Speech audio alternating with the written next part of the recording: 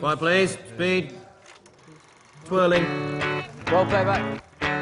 One Direction had their record deal, but there was still a massive challenge ahead, which was making their first single and album. You know, when you're a kid, you don't think, oh, this is never going to happen. I'm just going to, you know, I'm going to sing in the shower, I'm going to do that. But you never expect to come out with a record deal and end up recording an album. On the beat, innit? Yeah, have that feeling. Because now it sounds like you're driving the track as opposed to you're just sitting on it. Sometimes I say for the microphone, I turn, I just smile a little bit, just think, you know, this is my job.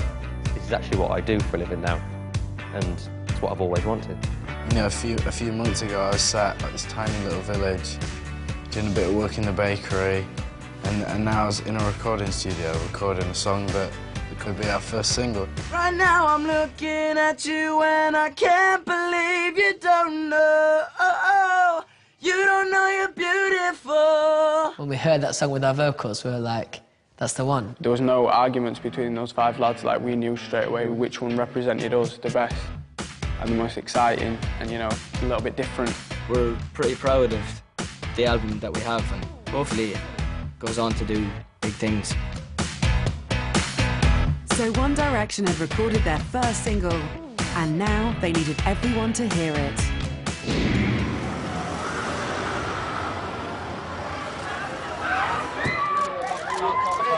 So this morning, live, Scott Mills, Radio 1, OK? This is the first time it's ever been played. This is a world exclusive. This is where it all starts. Yeah, buddy! It's like everyone's been so patient waiting for us and waiting for the record, so like now it's finally going out. I'm just hoping we meet the expectations we've set ourselves, really. Enjoy it, boys! Get in there! For the first time, anywhere in the actual world. It's called What Makes You Beautiful. Here it is. Ah! You're insecure, don't know what for. You're turning heads when you walk through the door. As soon as it'd been played on Radio 1, we travelled all over Britain trying to get all the stations to play it. One Direction! One Direction! One Direction!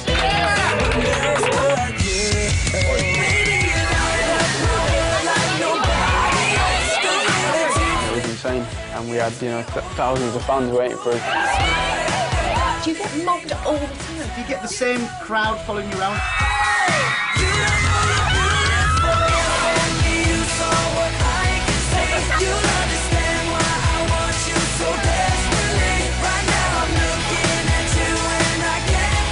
For me, promo was just a really exciting time.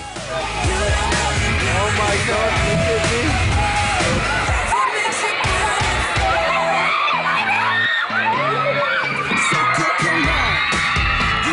On a day-to-day basis, you know, we do get that sort of reaction from girls and stuff, and that's phenomenal.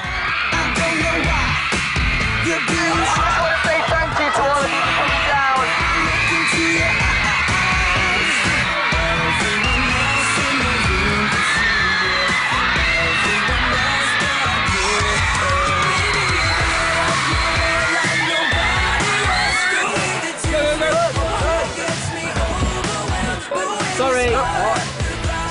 High five! It's all right, mate. High five!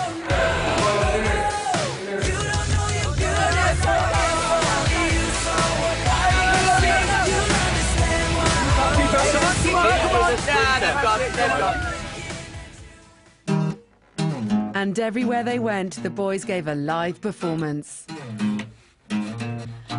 Baby, you light up my world like nobody else. The way that you flip your hair gets me overwhelmed. But when you smile at the ground, it ain't hard to tell. You don't know, you don't know you're beautiful. If only you saw what I can see, you'll understand why I want you so desperately. Right now I'm looking at you and I can't believe you don't know. You don't know you're beautiful. That's what makes you beautiful. Watch out! That's what I'm talking about. A band that can sing and play live as well. Come on. The day of our release, we went on a helicopter around Britain. We basically went from London to Glasgow, Glasgow to Manchester. We flew everywhere, all over the country. All the things that we get to do and the life that we get to have is just amazing. It's important that we never take that for granted, and you know, we're really lucky to be in the position we are, and we feel really grateful.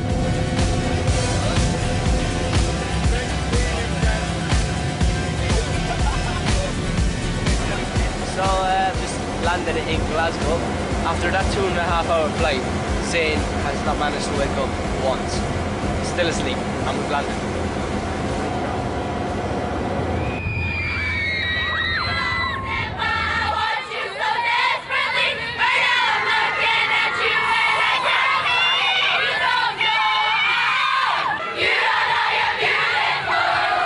That day, I think for me, was one of those moments of realisation where we've released our first single, we're going round in a helicopter, being greeted by hundreds of fans at different places who've queued up for hours and hours and hours.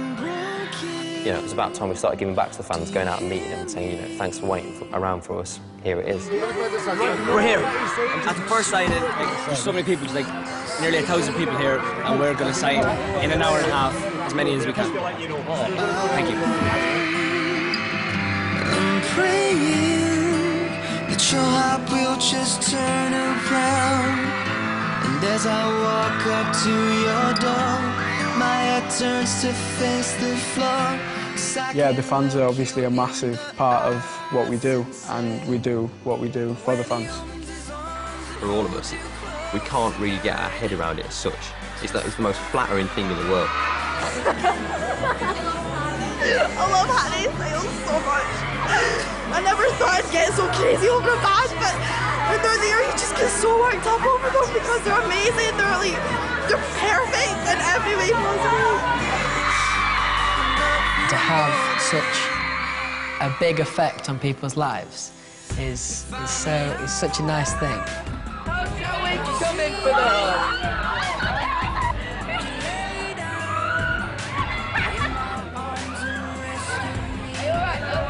To know that you can kind of have such a massive effect on somebody's life is really overwhelming. The reason why the fans are so dedicated is because I think they feel like they can really relate to us. They're like, we're the kind of boys that you go to school with, and that's because we are. Hattie, call me baby. Hattie, call me baby. It's Hattie, my shoulder. If it takes a picture, they hold me. And then I have these hands, and oh my god, please, and Hattie, and everything. They don't ask me. I know you went, no, I want to hug her, and anyway, I love you. Call me, love me. I need to know what's going on with it. When he lays you down, I might just die inside. You just don't feel right. For me, it's a slow process, if you like, of dealing with girls screaming at me and telling me that they love me with tears rolling down their face. I've never seen anything like this before, and obviously when I was going to school, I never had 600-700 girls screaming at me everywhere I went. Sometimes they go to mad lengths to get to see us and stuff. And, you know, we're very thankful for it and very grateful.